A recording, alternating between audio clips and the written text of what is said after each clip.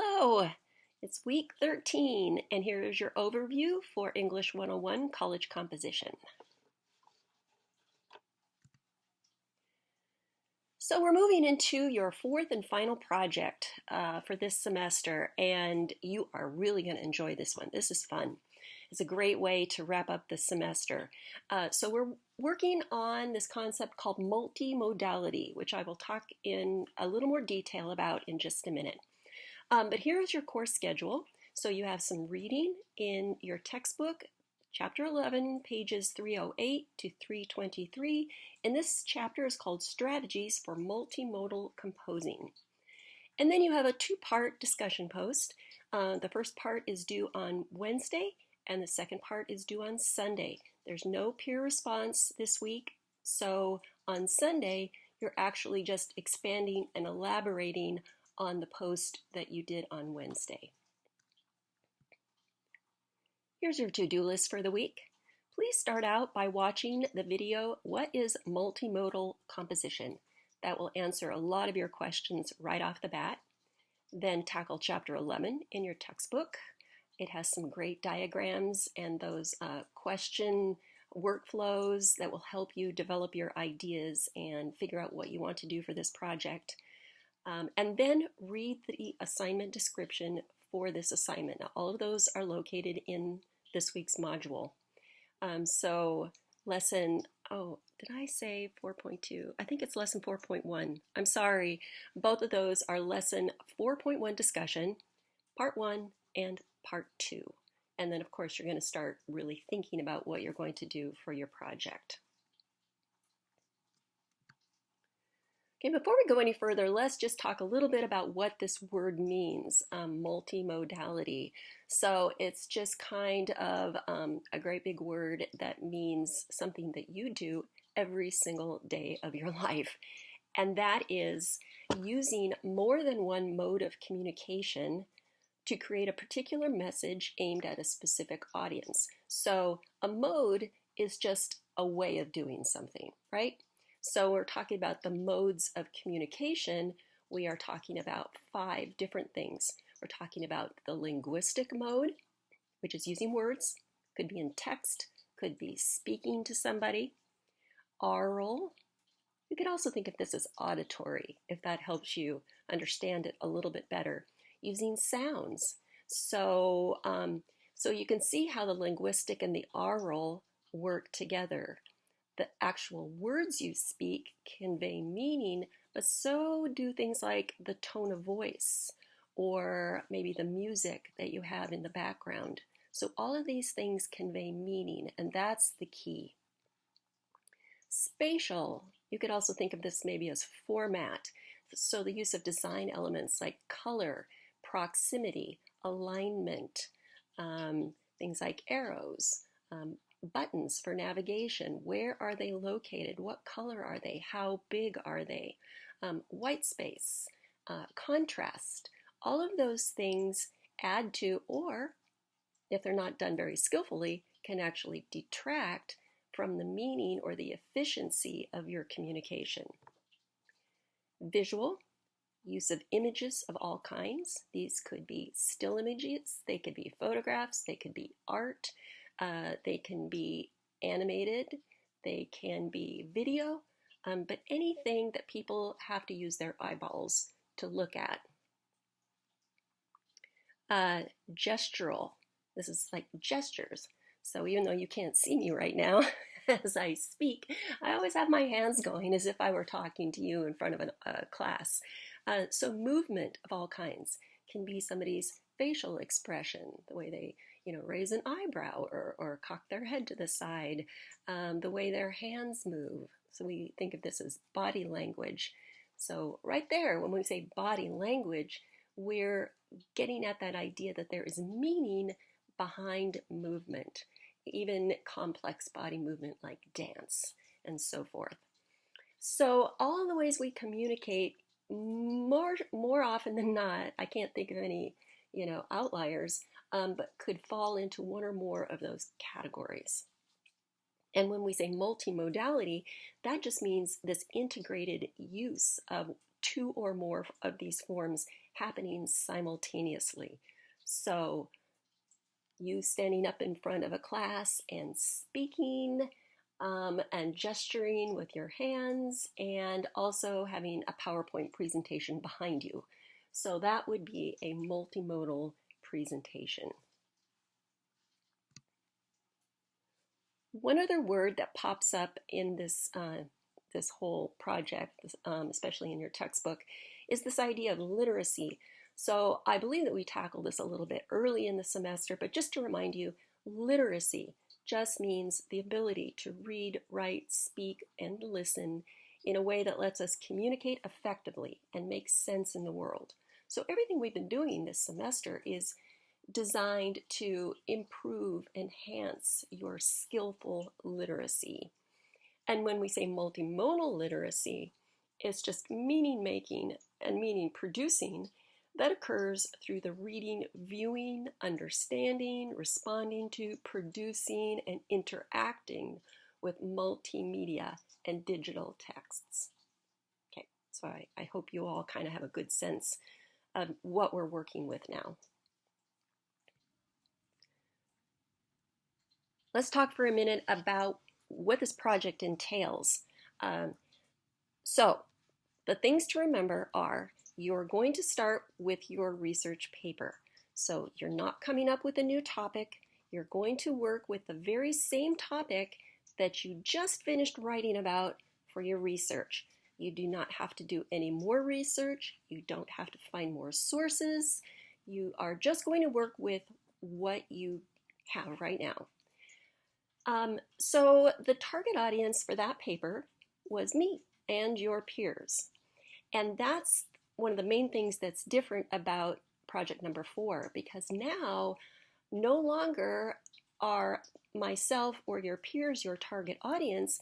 Now you need to come up with another different target audience for this particular information or message that you want to convey. So this can be a real audience, it could be a group or somebody that you already know, maybe somebody that you even interact with. It could be somebody hypothetical. So I don't want you to make up like an imaginary audience. We're not writing for aliens or anything. This has to be a plausible, realistic audience that could conceivably want or need the information or message that you want to convey to them. So let me give you an example. I will even choose an example from a paper that I just finished reading for this class. So somebody wrote about the important role that waterfowl hunters play in the conservation of waterfowl and migratory bird species. Okay, great topic, really well done. So what could they possibly do for their multimodal project? Well, the very first thing would be to think about what would be a good audience. Let's see. Maybe a group of people who are hunting enthusiasts and may not, be fully appreciative of the important role they play in waterfowl conservation. Okay, that's one possible audience.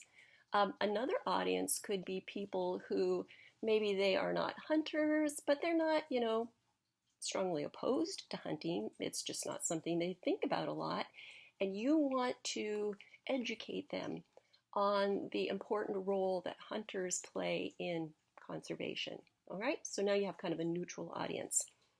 What if you decided that you wanted to communicate with an audience who was maybe strongly opposed to hunting, who only saw it as the destruction of these beautiful migratory birds?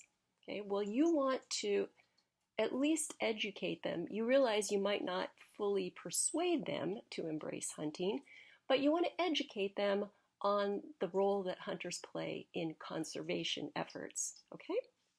So you would probably come up with a different type of multimodal presentation or project for each one of these different audiences. So first of all, choose what audience you want to communicate with and be very clear on what their needs are, what their desires are, how you want to shape this message just for them. And then you need to come up with an actual form of a multimodal project. Like what is the tangible project or product that you're going to create that is tailor-made for this particular audience and topic? So let's see. Let's say that you're going to attend an annual conference of hunting enthusiasts. Okay, so it's a 3-day conference. There's going to be lots of speakers. You are signed up to be a speaker on waterfowl conservation and the role that hunters play. All right, so let's see.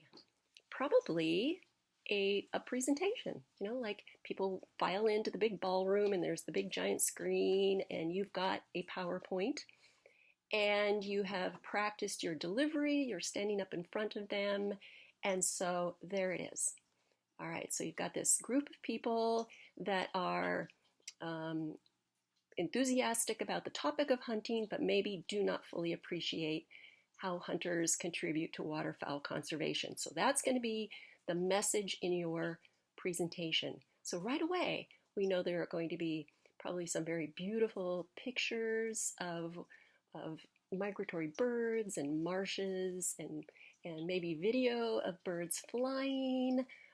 There's going to be some music, because music helps convey emotion, but there needs to be certainly a strong element of logos. So you're probably going to have some slides that contain data about maybe the amount of money that's generated through things like duck stamps and other taxes on hunting licenses.